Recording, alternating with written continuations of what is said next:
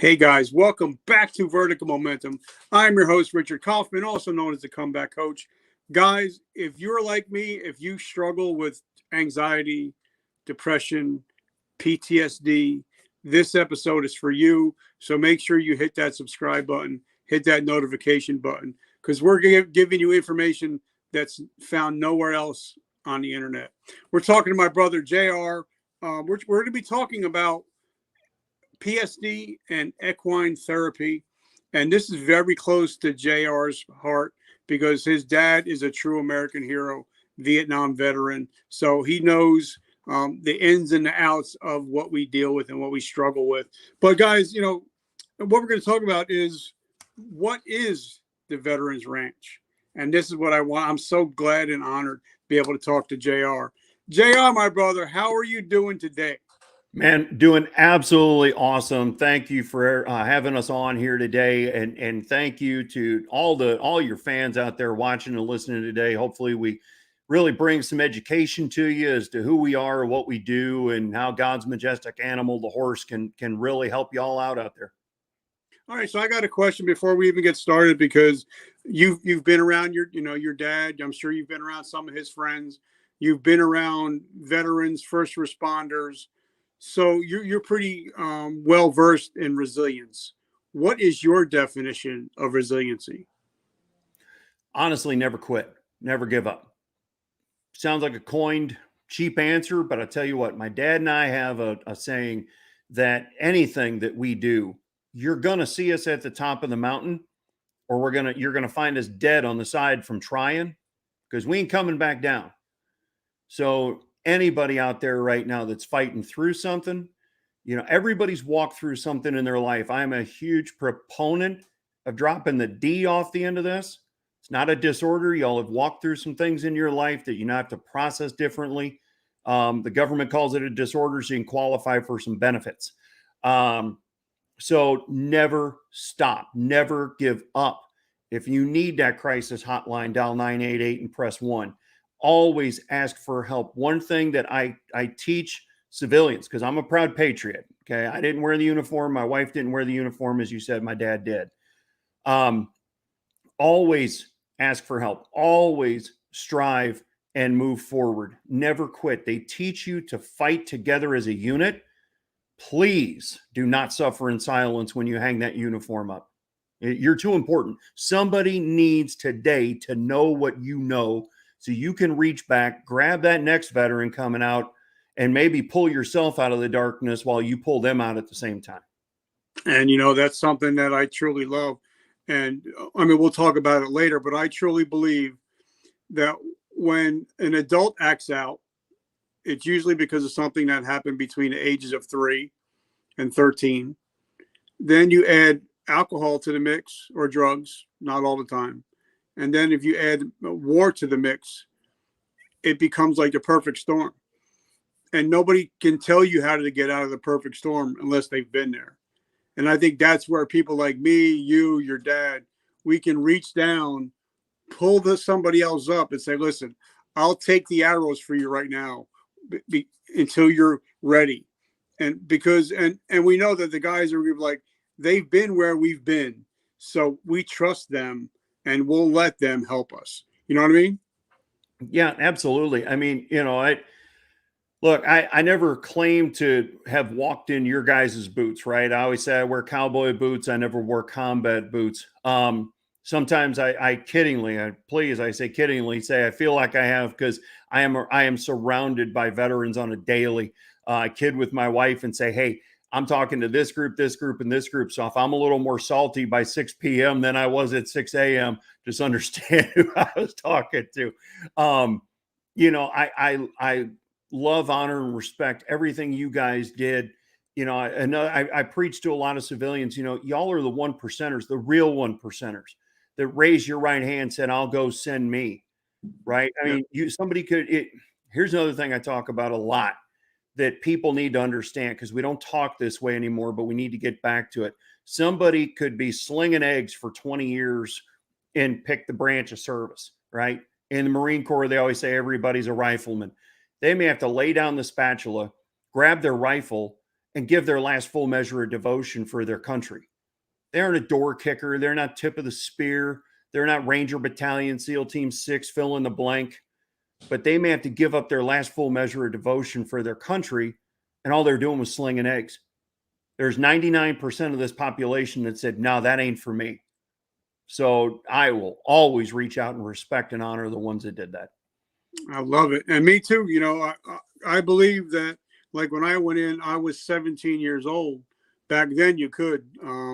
But it's a big mindset change when at the age of 17, you're signing your life insurance over to somebody, knowing that, hey, I could be taken out at any time. So it's a big mindset change when you come to that realization that I'm writing a check. The government's writing a check up to including maybe my life or my battle buddy's life. And a lot of people don't realize that. A lot of people think, well, they just go to school, to go to get college money. No, I mean, we're willing to die for you. That's why I love watching the Army-Navy game, because everybody on that field is willing to die for everybody watching in the stand. You know what I mean? Yeah. Yeah, that's right. I try and keep things light, because obviously what we're talking about here is a very serious topic. It needs to become more water cooler talk. It needs to be more daily, because our politicians aren't going to talk about it unless they're trying to garner votes. It's not mainstream media news or any of that. It's up to us patriots out here. And that includes everybody that wore the uniform. You're now a patriot that happens to be a veteran. The joke I always put out there to people is the difference between the chicken and the pig. The chicken only has to give up the egg. The pig has to give up the bacon, right? Wow.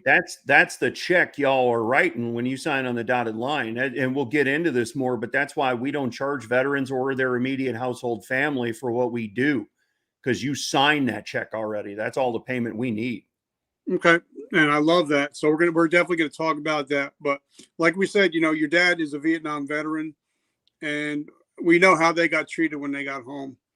And we know how back then it wasn't PTSD, it was shell shocked, or they got their bell rung. What was it like growing up as a child with a parent that served our country and seen some stuff that they never should have seen anywhere else? That's a great question, because it's interesting. Yeah, my dad coming home through San Francisco International Airport, a bunch of Hare Krishnas and hippies spit on, call him baby killer. They don't know what he did or didn't do, right? None of them did. It's a shitty part of the country that, in our history that we had at that time. Quite honestly, Vietnam guilt is what created a lot of what we have today. But I tell you, it was very interesting as a Gen Xer. I'm almost 50. It was interesting because my dad's Vietnam. My grandfather was at the tail end of World War II and Big Red 1. So, and then of course he had post-depression parents. So F your feelings, go out and make a difference in the world, and that dash between when you're born and when you die. Strict household, but with rules. We had freedom to screw up. Dad would always say, I'm going to give you enough rope to hang yourself, and then I'll reel you back in and correct you. But there was always, and I understand this now as I'm older, because him and I've had plenty of conversations about this. We've been self-employed together north of 20 years, which is another great experience. But it was policies, procedures, and enforced disciplines, or you got chaos. Now, I don't know many kids that truly understand that, but reflecting back, you understand it. There were things that had to be done on the daily. My dad got out in 73, went to work for a company called Avco, which was kind of the savings and loan company of the Midwest before there was such a thing. So I didn't really have that military brat life, but I had an Avco brat life. Every 2 years, they'd move us around somewhere else until I got to about kindergarten age. And then he said, look, I got out of the Navy because he wasn't going to be a Navy brat. He's not going to be an Avco brat. And, things changed from there. But again, it was very strict. It was very patriotic. You stood for the flag, you knelt for the cross, you went to church, and you respected your elders, and you saluted your military. Growing up in the 80s, 90s, we didn't say thank you for your service. It wasn't the coined phrase, but you'd always go up and shake a veteran's hand if you saw him, look him in the eye and give him that firm handshake and at least say thank you. and so it was very cool. And I take a lot of those things that I learned from back then and apply them to everything we do today. All right. So now I have a lot of friends that are Vietnam veterans that the only time they will talk about what happened over there is if they had a few beers in them, or if it was somebody else that was there with them. That's the Yeah. only time they'll ever talk. Like, I hear a lot of the funny stories, where you stiffed the jeepney to where you made, so you wouldn't miss Cinderella Liberty, or, the jeepney's running people off the road to get you back and all that kind of stuff. I heard one funny war story just because I could picture my dad doing it, where on both sides of my family were German, Irish, Austrian, and Native American. So some days just pick the chip on our shoulder. My dad was United States Navy, running Marines upriver on a PBR, running the dual 50 cals on front. So, he got to see a lot, I'm sure, of what, the worst humanity had to offer at the time. And he had one of these, they're on a hot beach. They're all of a sudden out of the clear blue, one of these, how do you feel about this war reporter sticks a mic in his face. Long story short, he said he grabbed his combat 45, put it to this guy's head, and that's what made him wet his pants. Not the hot beach, but like, oh shit, this guy's going to kill me. Said, look, I'm getting off this beach alive. If you want to, go take some effing cover and leave me alone and get away from me. I can picture my dad doing that. So that's the only funny war story I know. But they're right; they don't talk about it. And as an organization, if you want to share. It might be some pretty raw stories, but we got big shoulders. We can take it. But we don't want you to have to relive all that. You lived it once. So we don't press it. I hate when people goes, how many people did you kill? I don't want to know any of that. You don't need to relive any of that. well, you can't move forward by living in the past. The only point that I'm trying to get to is, I'm sure it was just your mother that saw those waking up in the middle of the night in the hot sweats, the crying, the stuff, the mental anguish that he didn't want to put upon his kids, because back then there was nobody to talk to. You couldn't just call the VA hotline. There was nobody. And now we have people like yourself that we can actually go to. So that was the only reason I wanted to bring that up, because back then there wasn't a whole lot of support systems. And, your mom probably dealt with a lot of that, like you said, the sleepless nights, the nightmares and stuff like that. So I want to give her props too. Yeah, well, and thank you for doing that, because when we thank a veteran for their service, we thank the whole family, because the family serves. They're just in a different brigade, right? They're worried about the one deployed, or, trying to fight strong for the kids because they got to move every 2 years or whenever Uncle Sam says go. So thank you for that, because we try and do the same thing. Okay, so like I always tell everybody, I may be the sergeant, but my wife is the general. So she outranks me all the time. Before we get into why you're doing what you're doing, I want to thank our sponsors. Guys, that I love my veterans. I love taking care of my veterans. So that's why I came out with my new t-shirts, my new coffee mugs. Because if you're going to hang out, watch Vertical Momentum, you might as well have your Vertical Momentum coffee, drinking out of your Vertical Momentum cup. But the best thing is, besides supporting our show, it's also from, like, our t-shirt says, today I decided. And on the back of the t-shirt says, this t-shirt saves lives. Ask me how. This is just ways to, when you're out and about, if you're wearing a t-shirt, somebody might be struggling with something. And if they see the back of your t-shirt, that might just open up the conversation. But the 100% of my proceeds go to help veterans struggling with PTSD and homelessness. So if you want to support the show while also saving lives, check us out down below at Really Designs, and I'll get you guys the information. And also, if you guys, we were talking earlier, JR has a show on StreamYard. I have a show on StreamYard. If you guys want to start your own show, StreamYard will actually throw you some cash to start your own show. So you can't beat that. So now talk to us a little bit about, like you said, you and your dad been in business for over 20 years. How did this all start? How did this all come about? This is all divine intervention, brother. I tell you, at a young age, my dad always taught me to keep a legal pad by the bed in case you get an idea in the middle of the night. I've had a lot of legal pads with a lot of half-ass ideas. Most of them went nowhere. To this day, I still have the one legal pad that has the word ranch written on it. October of 2017. So we're coming up on our 5-year anniversary here. And I scribbled the word ranch. Had no idea what that meant. My wife and I were almost 23 years married here. You know, I thought nobody loved horses more than me until I met her. We wanted a couple horses in our little piece of Americana. The word ranch never came into play. Well, a lot of praying, a lot of thinking about it, a lot of just staring at that legal pad. We're headed to Bass Pro Shops one day. Of course, I went over the idea with my dad, and he was doing the same thing.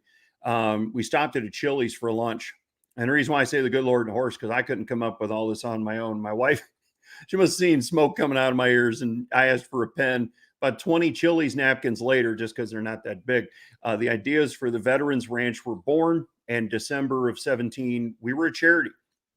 The mission's been the same from the jump. It's been polished over the last 5 years, but we want to use equine therapy to help veterans and their immediate household families to do what we do to come full circle, to help lay down heavy coats of burden and begin to start walking off as a new and improved version of yourself. When you see our brand, you'll see the horse and the circle, and that's what that's all about. Everything we do is intentional and with purpose.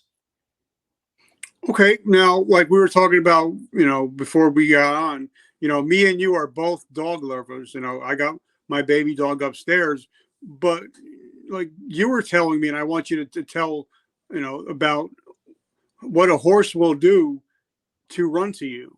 So, a lot of people that I know that are in equine therapy say, a dog and their master love each other, but there's some kind of ESP, whatever they call it, between a horse and a veteran or first responder. So talk to us a little bit about the closeness. Sure. Horses are absolutely, unless there's something out there I haven't met yet, the most intuitive animal on the planet. They literally can feel a gnat land on their back, but know everything about you up to 10 plus feet away. A human's energy field is 5 to 7 feet. So most people can almost run up on you and sneak up on you before you know they're there. But a horse is 15 to 30 feet. Why? Because they're pack animals and prey animals. Okay, their only defense mechanism outside of running from the situation, which is their nature to do, flight 99% of the time, all they can do is bite you or kick you. Now, that hurts us like hell, but that's not much of a defense mechanism in the wild. Horses want to know two things. Are you strong enough to be my leader, and are you going to hurt me? Now, you'll spend your whole life working on that with your own horse. Imagine one you just met 10 minutes ago, okay? First thing we're going to do is we want to talk to you. First of all, we want to see if there's anything above our pay grade that you're dealing with right now that we can assist you with, okay? Not just give you a phone number or a business card. Stay in touch, warm handoffs and introductions to people. We're going to put one of these simple things in your hand called the grooming brush. And we're going to get you to start working a rhythmic motion of grooming that horse. One, it teaches you a new skill. One thing we hear from most veterans is they miss the daily activities, the missions that have to be accomplished, big or small. So you're going to start working with that horse. You're going to start changing your mindset and start laying down baggage. In sales training, when I ran sales offices, we'd say, hey, leave your personal crap at the door to be there when you get back. Well, obviously, we want there to be less crap to pick up when you get back, okay? A horse is so loyal. My dad calls him your seventh sense. The guy in your unit that knew everything about you, the good, the bad, the ugly, all the warts. But you're there to get him home. He's there to get you home, and there's no judgment. Literally. Now, of course, we don't want any of this to happen, but a horse will run for you at top speed until its heart explodes and dies. And that's loyalty. And you men and women that wear the uniform don't see that much. Your family, your friends, your job will let you down. But I'm here to tell you, and all the horse people out there watching this right now are going to go like this. You will let your horse down before your horse lets you down. Okay, so, but now, because a lot of times I told my wife I'm going to start a worldwide podcast that's going to affect millions of people. And she looked at me like I had 3 heads. So sometimes I think, when we have these ideas, like you said, I think it's a God thing, and and then we just roll with it. So as you're writing down all this stuff on napkins, it had, because everything starts with the mind, and and then it goes into action. So okay, you have all these napkins, and now you're like, now what? I have the ideas. How do I act upon them? Because a lot of people that are listening are veterans or entrepreneurs or both veterpreneurs, and they have great ideas, but it's all it ends up is just being an idea. There's no action behind the idea. So tell us a little bit about, you had the idea. What was the action after the idea? Well, the action behind it is I reached out to my family attorney. I was smart enough to know that you don't set up a nonprofit by just going online and a few clicks and you're done. I asked him if he set them up. He said no, but I've got somebody that specializes in that, and she can help you set it up. Well, long and short, she's telling me all the costs that are going to be involved in it and everything else. And in the back of my mind, I'm going, yeah, I don't have that kind of money yet. But she kept telling me about how her husband's 76 Corvette, about how he kept complaining about, how it just wouldn't run right or this or that needed fixed. Well, I'm originally from St. Louis. Okay. I grew up with grandparents that spent 47 years working a Carter carburetor and 38 years at General Motors. I can turn a wrench. So I'm a gearhead as well as a real horse guy. a lot of different kinds of horsepower. Long story short, I fixed her husband's car. She set up our nonprofit. Okay. I shot my shot, right? I asked, I thought, well, I only got one chance at this. I asked, she said, if you can fix his car, I'll set up your nonprofit. Now, does that happen every time? No, probably 99 out of 100. Most people would say no. But again, like you said, the God thing, when it's right, it's right. If you're not pushing that rope uphill, but you got to ask, right? You say, okay, it just becomes an idea. Well, you got to turn that idea into action. You got to shut out the world, because your friends, your own family, that's stupid. That'll never work. Take that log and put it in the belly and the fire in the belly and keep pushing forward. So what if it's a stupid idea? Some of the dumbest idea. Come on, you tell me that Chia Pet wasn't a dumb idea? They've made billions selling those things, right? So, or the pet rock. The pet rock. Somebody had that dumb idea that at late night, in 1995, but wait, there's more. People are buying them by the droves. So have that determined specific, write down your goals. And I'm not, talking, the motivational stuff as people say it, although I'm a big believer in that. Write down some short-term goals that you want to accomplish with this new business or new venture, whatever it is, and go for it. That's what we had to do. My first thing was, okay, we now have the paperwork, we're official. Now we've got to get out and let people know. Because like most charities, you start with a mission, a battle you want to win, and not a lot of money. I mean, the woman that started Mothers Against Drunk Driving started it in the bedroom of her deceased daughter, that got hit by the drunk driver walking to church. She had no money, but she wanted to end, this happening to other people's kids. So get out there, push forward. Don't take no for an answer. Again, I know these all sound easy, but folks, I'm putting in 80-hour a week, still 5 years in, and I got a phenomenal team of an advisory board behind me, but I'm still putting in the work, because you have to, because you can't ask other people to do something you haven't done 10,000 times yourself. That's leadership. And y'all know how to do that, right? Y'all wore the uniform. A lot of you were in leadership positions. So take those skills you learned that the job market will tell you, oh, you're overqualified or your skills don't fit this job. Screw them. Go do it yourself. You know how to do it. Believe in yourself and keep pushing forward. All right. So now take us through, somebody calls you up, says, hey, hey, JR, my name is Richard Kaufmann. I suffer from PTSD, anxiety, depression. What are the steps that you take, that they take? What is the next steps?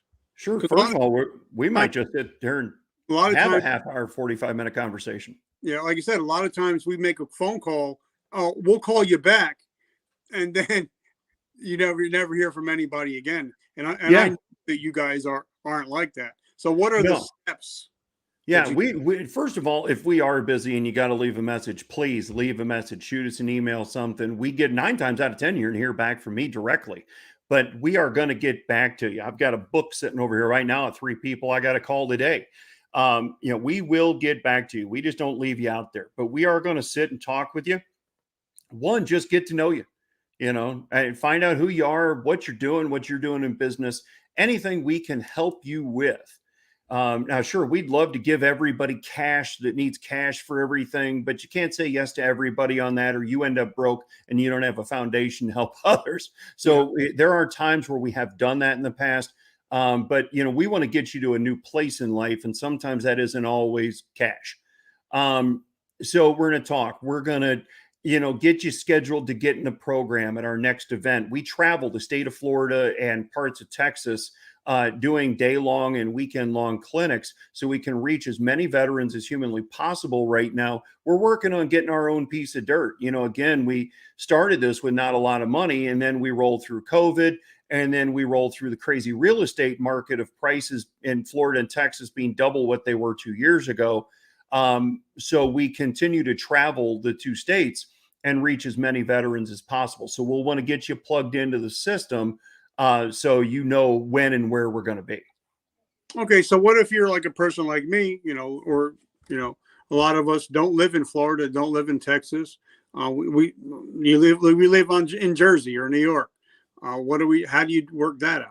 Well, we're growing and expanding that. One, we have a great referral network. Okay, this is not just about us or me or who gets the credit for this. Everybody needs to get the help. If I've got people in your area and we're not there yet, we're going to refer you to those people, because it's about you staying on this earth and getting the help you need, not just, I can't do nothing for you because I'm not there yet. That's not what it's about. However, we have opened up what we call our affiliate ranch program. If you are not a nonprofit already and you have some land and horses, could be 5 acres and 2 horses, doesn't matter. Most of what we do is groundwork anyway. We can show you how to come under our umbrella and be us in your neighborhood. So, just within 10 counties of where I sit here in Florida are north of 500,000 veterans. I could put 10, 15 affiliates just in those counties, but there's 19 million veterans, sea to shining sea. So how many can we put out there and start getting equine therapy to people that maybe didn't even know it existed? And, I think that's what you do and what you guys do are actually helping reduce the numbers. Now, we've all heard, and we talked about this earlier, but, we've all heard that number 22. We all know, people that are in our circles, that number is bullshit. Fox News had something come out recently. I think the number is even higher than the 44 that they say, because they don't, half the states in the United States, they don't record suicides, or they don't record somebody drinking themselves to deaths, or they don't record overdoses, so I think the number's so much higher. But you guys are doing something really special. We have a Vietnam wall. We got a wall for this. We got a wall for that. But we don't have a wall for people that have come home and lost the fight to our own personal demons. But you guys are actually making a virtual wall. Please talk to us about that. Yeah, absolutely. I can't agree with you more. The article that came out, it only talked about eight of the best reporting states out of the 50. So, and that put us at 44 a day. So imagine, God knows where we'd be if the other 42 reported as good as the 8. What we've created, folks, is Operation Final Roll Call. I give my dad 200% credit on all this. Okay, this is his idea. Again, as Richard said, we have walls for everything: monuments, memorials, traveling walls. There's nothing out there for the great men and women, the 1%ers that wore the uniform, served overseas, maybe just didn't serve overseas at all, but maybe still saw some things that they're having a hard time dealing with, and they check out off this planet. Folks, we are losing bare minimum 16,000 plus great Americans a year that deserve to still be here, but lose the battle with the demons. So when you go to our website, theveteransranch.org, you're going to see a red button right at the top of the page that says Operation Final Roll Call. The way they left this planet is not the way we want them remembered. It's not the way their families want them remembered. It's not who they were. The demons took them out. They didn't take themselves out. They were brothers and sisters, husbands and wives, athletes, scholars, just great people that decided to protect and defend our way of life. So when you go to Operation Final Roll Call, you can upload your family member, your friend, as long as you have, permission from the family to post a couple of pictures, a bio of who they were, what conflict they served in, and what branch they served in. And we are honoring on this virtual wall all the ones that have checked out off this planet because they deserve to, because no one else is gonna if we don't. Okay, now as you guys know, this show I always love ending on a high note. So tell us some of the and of course we don't use names or anything like that because other legal crap. But tell us some of the success stories of veterans or first responders that have come into your come onto your ranches totally lost, but just being with that animal has changed their lives. Tell you the most recent one we had, because obviously we have a bunch. The most recent one I have this will touch your soul. We had a gentleman come all the way down from Jacksonville. It was about a 4-hour drive. We were doing a full weekend, camping, fishing, liberty training. For liberty training, it is you, a horse, a round pen, and a training flag. That's it. No lead rope, no halter. You can't tug on that horse and make it bend to your will. You have to truly build that bond of trust. Beautiful white mare. To date myself, for everybody that remembers the Lone Ranger, okay, yeah. It looked like silver. I mean, just absolutely gorgeous horse. He's in the arena, and we knew he had something he was dealing with, but like most veterans, he just wouldn't share about it. But we knew there was something there. We're trying to tell him to relax because you got it like anything else, right? In order to make it through, again, and I'm preaching from what I learned from veterans, not from firsthand experience. Everything to going through boot camp, to every school you go through, whatever, you got to give yourself to the process or you're going to have one rough time. Same thing with the horses. You got to give yourself to that horse. You got to relax. You got to quit thinking about thinking. And we're trying to tell him to relax, and you could just tell his jaw is getting a little tighter. And he goes, "I am relaxing." Well, he was trying to whisper, but it came out like that. Took about another 20 minutes to get that horse to calm down because, again, the horse feels everything you project and will project it back to you. Long story short, an hour and a half later, because we would not let this young man out of the arena. He wanted to get pissed off and, I'm done. Oh, no, you ain't. We ain't letting you off the hook that easy. He's walking shoulder to shoulder with this horse around the arena, stop and go the other way, even got him to trot a little bit. He works his way back to the center of the arena, and he says, "Now what?" And we teach him how to shut down. You slouch, you kind of kick your hip out a little bit, put your head down, because horses learn in the release. They don't learn when you're training them. Okay, so this horse starts licking her lips, and it's like, see, she's learning. She likes what you did. Within 5 minutes, that horse comes up, puts its nose right here in this young man's chest. Okay, he's probably about 29 years old. He starts melting and crying like he's 2, uncontrollably. I mean, you could tell it was not of him. Something was melting off. So we finally get him out because you can't just rush in and get him. You'll ruin what he just did with that horse. And he comes out. We give him his alone time. Later that night, we always do a campfire where you have to write down in a little notebook something you're wanting to let go of. And he stands up to put it in the fire. Once you throw the page in the fire and the words burn, it's gone. You have to let it go. Well, he shared when he was 19 years old, he spent 9 months in the brig in the United States Air Force, accused of sexual assault he knew he didn't do. Now, they eventually got the young lady who was base hopping and getting young men drunk and accusing them of stuff and let him out. But now you're talking from 19 to 29. His own unit didn't believe him. His own government didn't believe him. Yeah, they dropped the charges, but everybody looked at him different after that. And that he admitted all that to us. Now, there were 2 other veterans, and again, I'm a patriot. It's hard enough, we know, for y'all to share with other veterans. Imagine being able to share that with me. That humbles the hell out of me when y'all share stories with me like that. Because again, cowboy boots, not combat boots. So I thank everyone out there who shares those kind of stories. He threw the page in the fire. He said, this may not be the final thing, but it's one hell of a beginning. And thank you for what you're doing and allowing us to come out here and work with these great animals. I was about in tears. I mean, because again, just the power of being able to share that, and made the other two veterans share something as well that said they probably wouldn't have had he not shared. Now, how long ago was this? This was back in January. Okay, because I think I know the person that you're talking about. I think we're friends with that person. So, and what an amazing story, you know. But for something like, you know, I think, and this is just something that I do. I actually preach on. It's called the 3 pillars of forgiveness. I believe that, you know, like a lot of times, if we're still carrying around crap from 20, 30 years ago, it's like walking on a treadmill. You know, if we just have our rucksack and we keep on throwing crap in it, eventually it's going to get so heavy where we're not going to be able to move anymore. Where I teach on the 3 pillars of forgiveness. Now, this all comes from AA and NA, because I've been in recovery 33 years now, going on 34.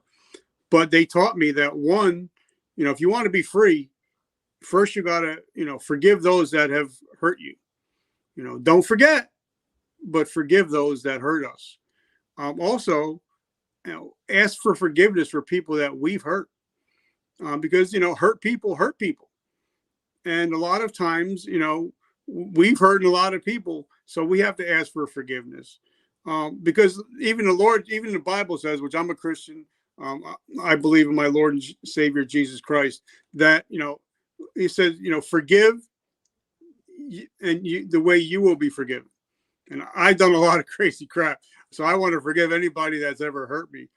But the main point was, the hardest part is forgiving ourselves, because a lot of veterans, first responders, we've done things no human should ever see or do. And a lot of us just hold on to that. And we have to forgive ourselves in order to become free. Please talk about that a little bit, because I'm sure you've seen a lot of that. Yeah, you know, you really do. And I mean, I love those 3 things. You know, we are a faith-based organization. You can kind of see here on my shirt, you know, this is our corporate logo. The cross is in the middle of everything we do.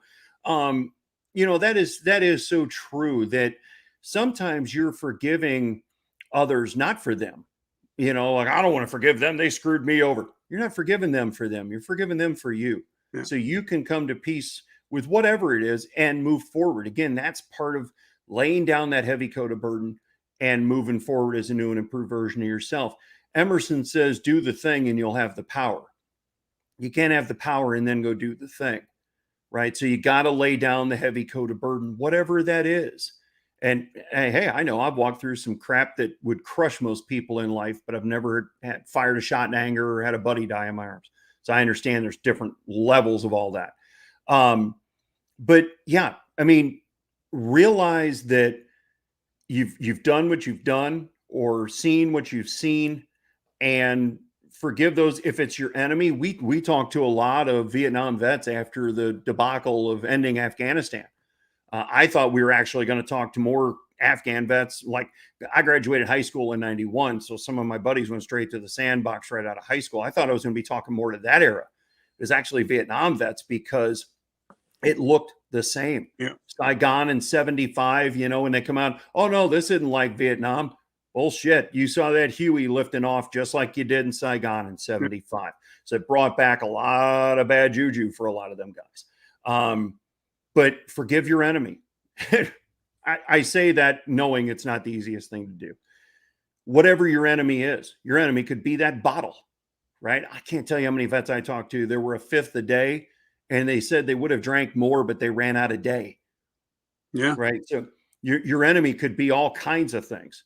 Forgive yourself, move forward for yourself, move forward for your family, your kids. Again, those veterans coming out today, unfortunately, I know this, the war machine's never going to quit. You know, the companies want stock dividends, so they're going to keep making bullets, planes, guns, tanks, you know, bombs, the whole 9 yards. So there's always going to be somebody we're going to have to fight. And unfortunately, we're going to have to pay for it with blood and treasure of our young men and women. So everyone that's coming out today, forgive yourself and prepare yourself so you can reach back and help that next one and teach them how to do it and them how to do it. And we will end this 44 plus a day. And I love that. But also for me, I found that my biggest enemy was the 6 inches between my ears. Oh, yeah. That was my biggest enemy, because I've been taking a deep dive into mindset. A lot of people like to talk about Napoleon Hill. Well, I went back even further. I wanted to know, well, who taught him? And Carnegie's and stuff like that. But the mindset, I think, is the most important thing in life. Whether you succeed or you fail, it's in your mind. And I think, so that's one of the things. But also, one thing I also learned that, how important self-care is. Like that's why I always keep my cup here, and I just finished it, but I keep it here to remind me that I can't pour into you if this cup is empty. Mm-hmm. A lot of people they're trying to help other people. They're taking arrows for other people, but they're empty inside. So please, they think it's easier to shut out their stuff and go help other people. So talk a little bit about self-care. Yeah, that might work for a while, right? The I'm going to go help others, so I don't have to deal with my own crap. My dad from the Navy says you got to have your shit right in your ditty bag. I mean, it's like, you gotta take care of your own house before you can go help other people's houses. Read books. The most successful people on the planet read books. Yes, we live in this world today, right? People don't have carpal tunnel in their wrists anymore. They have carpal thumbs because we're doing this all the time. Okay, great. Yeah, you can read books on here, but grab something that's actually got real pages and read books. The most successful people on the planet sometimes read 2 or 3 books a month. Learn things. You mentioned Napoleon Hill. Get into some of the motivational speakers. Yeah, some of them are cheesy, but find a one you like that resonates with you. I love a quote Les Brown says. Les Brown says, if you're going to fall down, fall on your back, because if you look up, you can get up. Right. I mean, that's so true. That's not some cheesy motivational speech. That's life. Yeah. The Rocky movie, right? Life ain't sunshine and rainbows. It ain't how hard you hit. It's how hard you get back up from getting hit. There's so many things you can apply to life, but you have to educate yourself. We have more knowledge more information at our fingertips today than ever before. Our generation had to read the Encyclopedia Britannica, or ask somebody if they knew. And if they didn't know, well, you just didn't get the answer. Yeah. Now, because of technology, we have more information than ever, but less knowledge. Yeah. And like, for me, I'm a 9th grade dropout, and I did a post this morning, but I've read over 6,000 books. And right now I got 14 books going at one time. And while I'm walking in the morning, I listen to Audible. And I'm actually listening to a book by Robert Cialdini talking about influence, persuasion. So, I'm always trying to level up. And I think, the smartphone should make us smarter. It should make us dumb. It should. They've been making people more dumb since 2007. But, it should. Because, again, folks, there's no excuses anymore, right? We're all stuck in traffic, or, maybe now you work from home since COVID. Whatever the case might be, instead of spending 2 hours a night on your favorite alphabet news channel, or whatever side of the aisle you sit on, and you want to watch politics and the election coming up, screw that. Find something, sure. Okay, have fun if that's your release, pay attention to it, but don't drudge your whole life through it. Educate yourself on some things. Listen to podcasts. Find things that can influence you and help you be better. Because I'm telling you, folks, it's infectious. What you put out there is what you're going to get. If you got nothing but negativity all day, don't be surprised if you got a bunch of shitty days.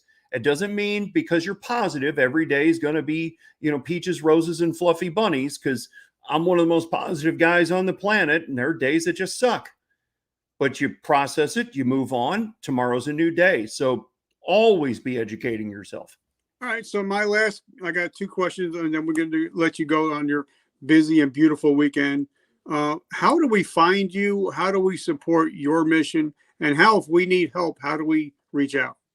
So easiest way is our website, theveteransranch.org, theveteransranch.org.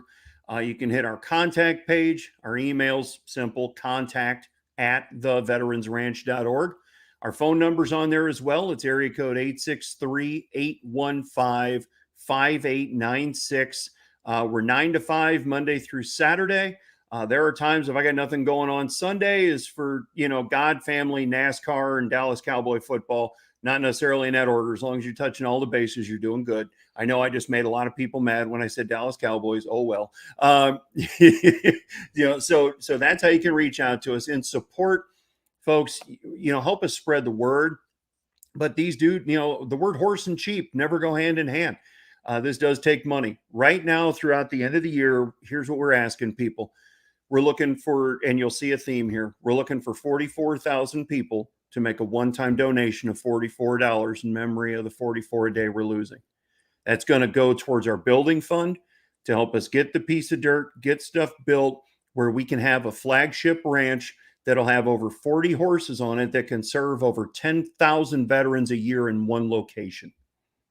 So 44,000 people, one-time donation, $44. We're talking less than one night out at a restaurant with you and the family.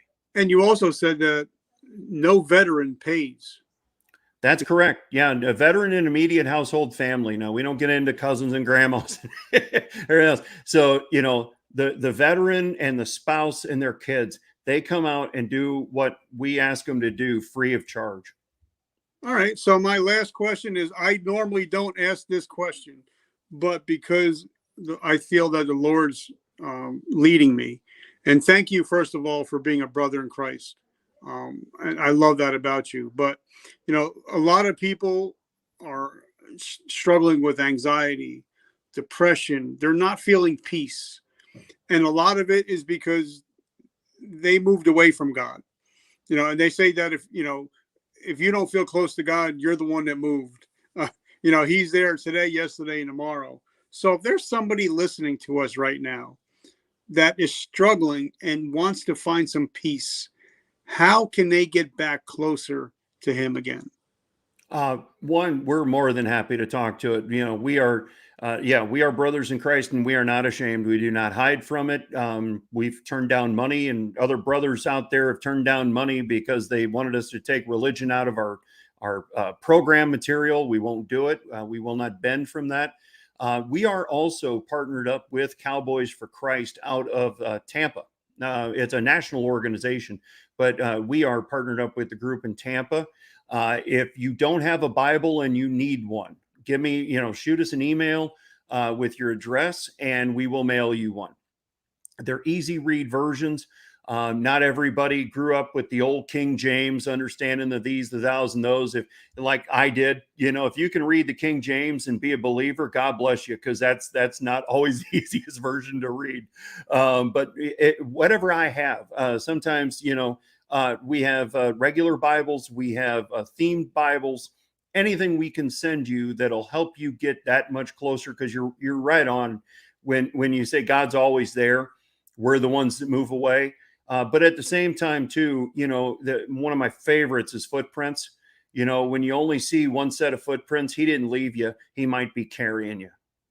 And I love that. And by the way, because it just hit my heart. When I say that, like when I sell my T-shirts, my hat, my coffee, 100% of my profits go to a company called Project Die Hard. And they're a Christian organization that have been offered high six figures to take Christ out of the organization. And Brian turned them down. That's why I brought it up. Brian's a great friend of mine. And can't speak highly enough of that dude. And yeah, that's the point, folks. You got to understand that sometimes people write a check to make themselves look good, but that check comes with strings. Brian or myself or organizations we affiliate with will not change our core principles just to take your check. Yep. So I love it. So guys, make sure, like I said, if you do buy one of my T-shirts or if you buy one of my coffees, 100% of the profits go to Brian and Project Die Hard. And he don't make any money off of it. It all goes back to to Yep. Project Die Hard. So, Yep. guys, if you're interested in that, let me know. If you're interested in having your own show, StreamYard wants to throw you some cash. Guys, make sure you check out JR's. Make sure you check out his podcast. I mean, his oh, you got a podcast too, right? I Yeah. want on that. Talk to us to that because I'm a podcast listener. I listen. I don't think I've heard news or the radio in years. Talk about I know, same way. The Veterans Ranch Show. Sometimes we're out more than once a week, but we're every Wednesday at 1 p.m. Eastern on the Disability Channel, which is actually out of Canada, but they're getting a bigger foothold in the United States. We just got picked up by OBBM Network out of the Dallas-Fort Worth area, and soon to be also on Vet Radio Syndicate and anywhere podcasts are offered. You can hear us on there. So that's the program show. But I'm telling you, if something hits my heart and I think it's worth more than just another Instagram post for the day, we'll just go live on StreamYard and you can see us on YouTube, Facebook, LinkedIn, Twitter, anywhere social media platforms out there. I'm here to tell you folks, we're on it. Hopefully one day I'll get an invitation to be on that show. You're going to be on it soon, brother. Guarantee it. All right, guys. So make sure you check out JR. He's very easy to get in touch with. You send him a message, he sends it right back. So he's not that kind of guy that's going to ghost you whatsoever. And I just want JR, when you do see your dad today, give him a big hug and a kiss for me and tell him thank you for his service. It means a lot. I sure will, brother. All right, guys. Remember, it's Friday. Have an amazing week. As my t-shirt says, today I decide. You guys have the decision. You can either be a victim or you can be a victor. So choose what you want to be today. Make that decision, and also make that decision to subscribe. Leave a comment if this touched your heart, because it really touched mine. JR, brother, have an amazing week, and I can't wait to get out to Florida and be able to hang out sometime. Absolutely, man. Greatly appreciate it. And thank you again to everybody out there watching and supporting. All right, brother. God bless you. And guys, remember, vertical momentum. The only way to go is but up. I love you guys. Have an amazing weekend. JR, have a great weekend, brother. Thank you, man.